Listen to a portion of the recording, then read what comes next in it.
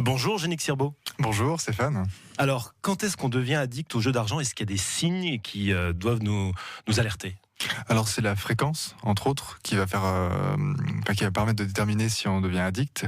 Et puis l'incapacité de s'en passer, la souffrance qui va pouvoir être derrière. En général, c'est plutôt l'entourage qui va s'en rendre compte. Et voilà, c'est les conséquences qui vont surtout amener à se rendre compte qu'il y a une addiction en premier lieu. Les conséquences, c'est-à-dire qu'on y met beaucoup d'argent, peut-être trop, et que finalement... Et que ça peut avoir un impact au niveau du compte bancaire, au niveau des habitudes de vie, au niveau de la famille, au niveau de ce genre de choses. Alors c'est un petit peu plus compliqué pour les gens qui sont seuls, mais voilà. En général, on a des signes quand même qui trompent pas. Ouais, des signes qui ne trompent pas. Qu'est-ce que recherche une personne finalement dans le jeu d'argent? Alors, souvent, dans toutes les addictions, on a une problématique qui reste assez générale et en même temps commune, c'est la problématique de relation à l'autre. Il y a souvent un vide affectif qui va être inconscient. Les gens se disent pas, mon père, ma mère m'a manqué ou j'ai manqué d'amour quand j'étais petit, alors du coup je vais compenser par tel ou tel truc. Mais souvent quand on en discute avec les gens, on retrace, on va jusqu'à l'origine du problème, on se rend compte que finalement c'est ça, il y a la sensation d'un vide.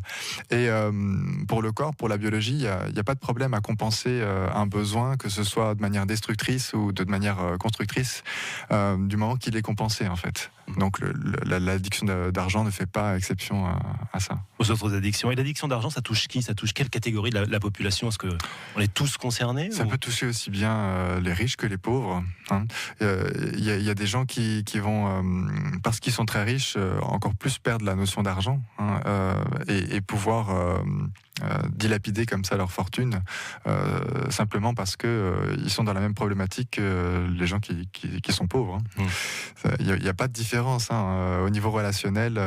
C'est pas l'argent qui va changer ça. Ça peut toucher tout le monde. Ça se soigne de la même manière qu'une maladie? Oui, bien sûr. On parle d'ailleurs de troubles mentaux pour les pathologies d'addiction. Mais troubles mentaux, c'est quelque chose qui peut freiner un petit peu les gens dans la perception.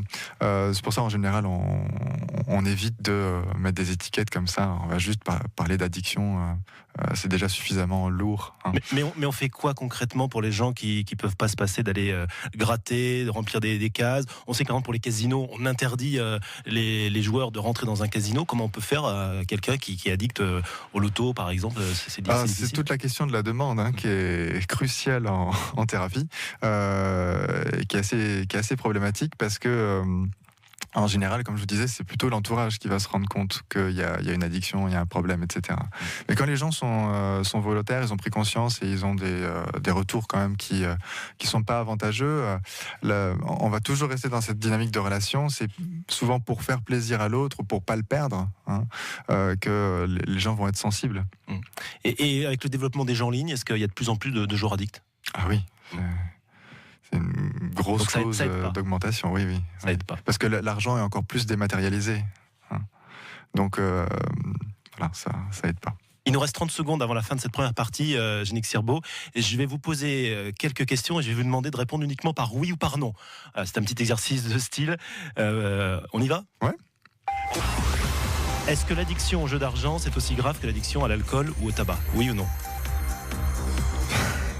Oui ou non? Non. Non.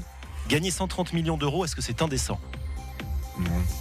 Les jeux d'argent servent d'abord à remplir les caisses de l'État. Oui. Ah oui. Vous allez jouer, vous, ce soir à l'euro-million, Yannick Sirbo? Peut-être. Donc, vous croyez à la chance? Oui ou non? Oui. Oui, vous croyez à la chance.